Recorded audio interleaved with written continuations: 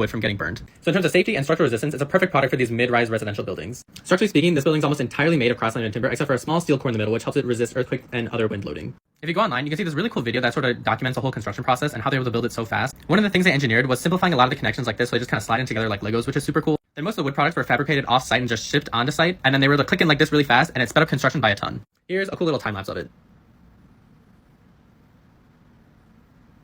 So now let's talk about the architecture of the building. This building was really inspired by its sustainable and environmentally friendly initiatives. So the entire design of the building is basically based off wood. So you have here your like main piece of wood and sort of chunked down into a normal thing, and you have these natural little splits that happen.